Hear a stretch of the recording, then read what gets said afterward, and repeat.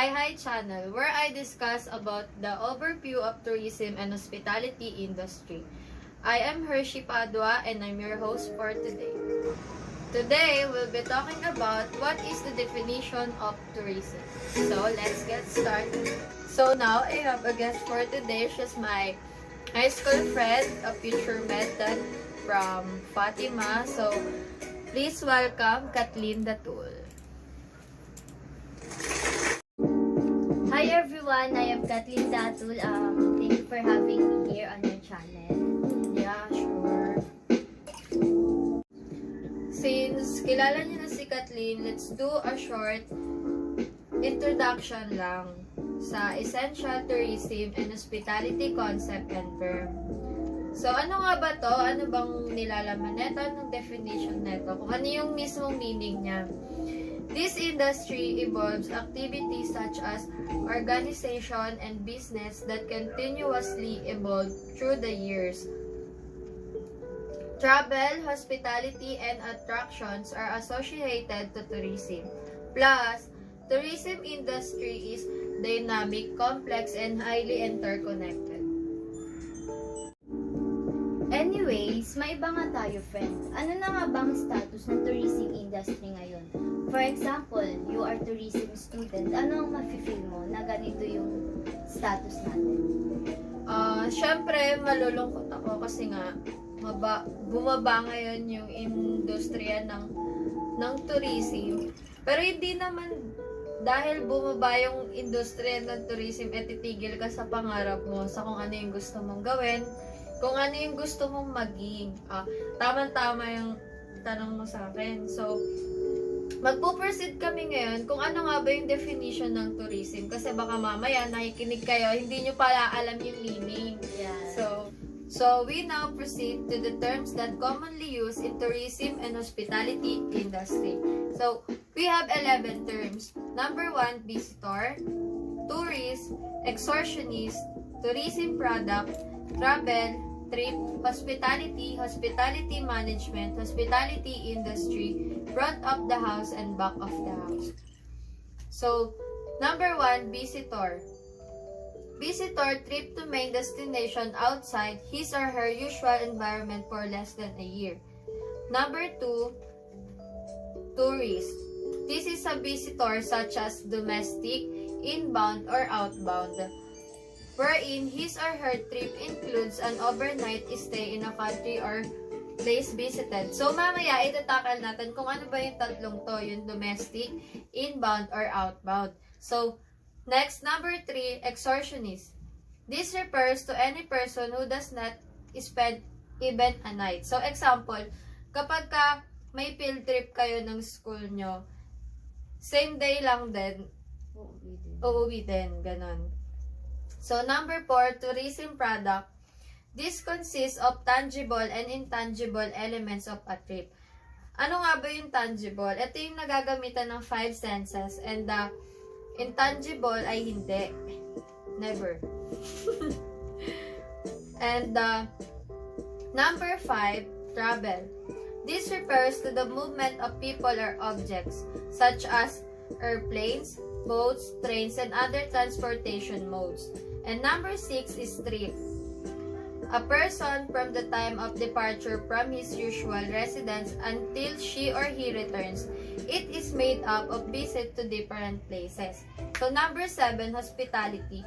It is an act of providing food, beverage, and lodging to the travelers. Number 8, hospitality management. It involves planning, organizing, directing, and controlling human and material resources within the lodging. So next one, number 9, hospitality industry. It provides accommodation, travel, food and beverage, and entertainment to the traveling public. So parang same lang din sila ni number 8, yung hospitality management, pero may differences din. And number 10, front of the house. It refers to departments or personnel working with direct contact with guests.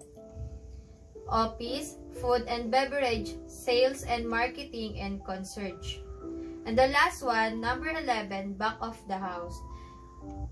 Personnel performing behind the scenes, such as housekeeping, finance, engineering, and human resources.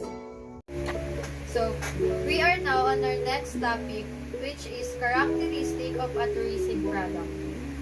This tourism product have a several characteristics and service-oriented.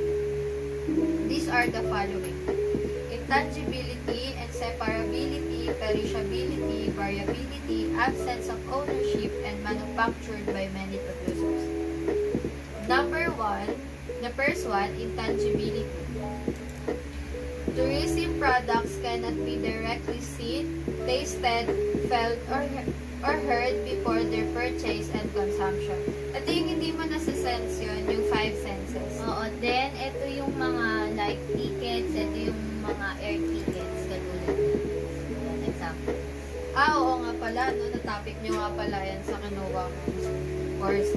The second one, inseparability. Tourism products are primarily services and they cannot be separated from the person or the company that provides them. So, natuloy pa. Dito naman, kunyari, hingi kayo ng food.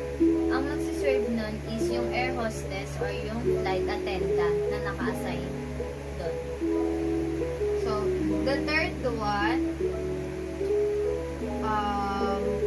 perishability.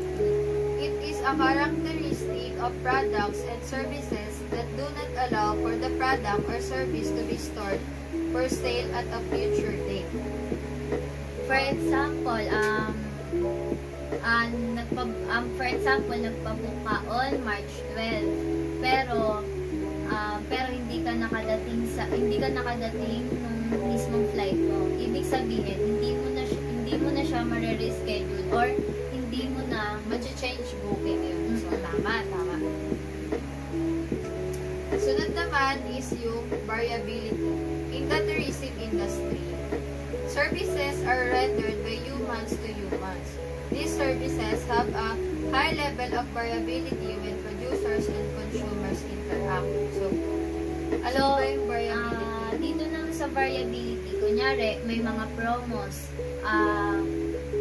Mas mura yung promos kapag online kaysa sa yung ano ba tawag dito?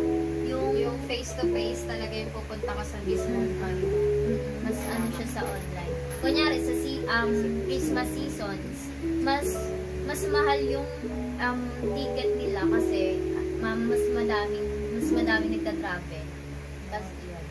The next one is absence of ownership. Purchasing an overnight stay at the hotel is not the same thing as buying material goods. Dito is, kunyari mag-check-in ka sa hotel. Kailangan bayaran mo yun per night or hanggang kailan ka doon mananatili.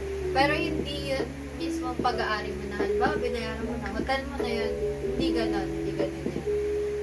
So, parang, hindi mo yung pagmamay-ari. Binayaran mo lang yun. Parang, nag-check-in ka lang.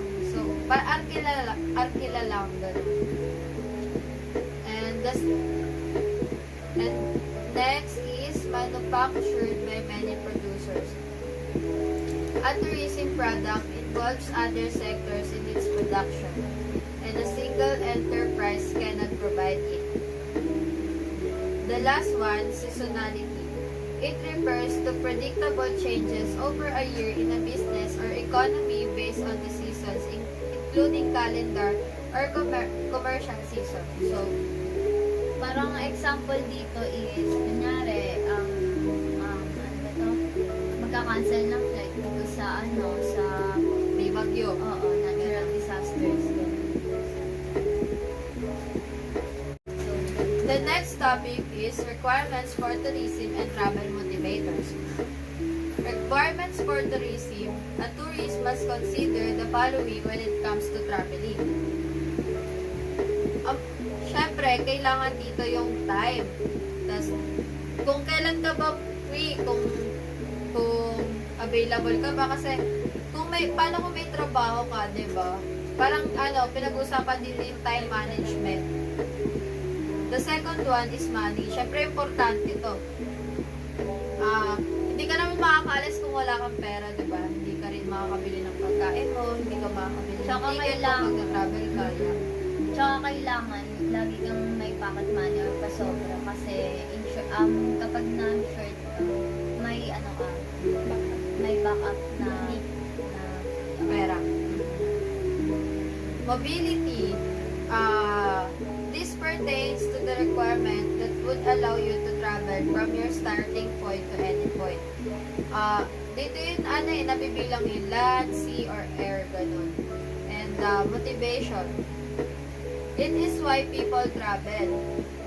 Motivation may include seeking novelty, education, meeting new people, adventure, or stress reduction. Ito yung kapag halimbawa may problema ka, stress ka, ganyan.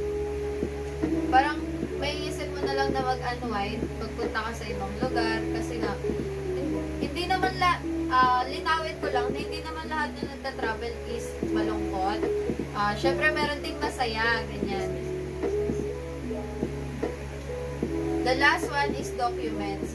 These are written or printed paper furnishing information or evidence. Documents such as passport, airline ticket, booking reservation, and visa are necessities when traveling to a certain destination or country. Ayan din yung isa sa mga importante yung documents mo. Lalo na kapag pupunta ka sa ibang lugar na kailangan gumamit ka ng aeroplano, ganun. Kailangan yun. Tapos, next one is travel motivators. Ano nga ba yung travel motivators? There are various motives behind the movement of tourists. This may be leisure, business, travel motivators. Dito na pumapasok si Macintosh and Goldner. May apat kasi na motivators. The first one is physical motivators. It pertains to when we want to go to other places. To unwind, trip, hiking, or swimming. Kung saan ka magiging masaya kasi stress ka, gano'n. Ito yung ino-consider nito yung physical and mental health well-being. Tama. And the second one is interpersonal motivator. You will be able to interact to people. Parang makikipag-socialize ka or pupunta ka sa bahay ng kaibigan mo, ganun, to bond with them. And the third one is cultural motivator. Curious kasi sila kung ano yung culture nila sa ibang bansa. Sa bansa natin, ganun. Parang curiosity. Ano sila ng curiosity. Ano lang yun kapag yung tradition, culture, socio-cultural, or arts, even the music. The third one is cultural motivators. Ito yung travel ka to another place kasi May curiosity. sa tradition nila. Salamat sa narawa ko dun. Tapos, depende yun kung sa arts or music, ganun, kung pupunta ka sa ibang lugar. And the last one is status and prestige motivators. Ito yung imo-motivate kang pumunta sa magagandang lugar, ganun, para may may post ka sa IG, para Parang dito mo kailangan mo i-build yung sarili mong confidence para pag nakauwi ka na sa mismong country mo is hindi ka na maiiyak.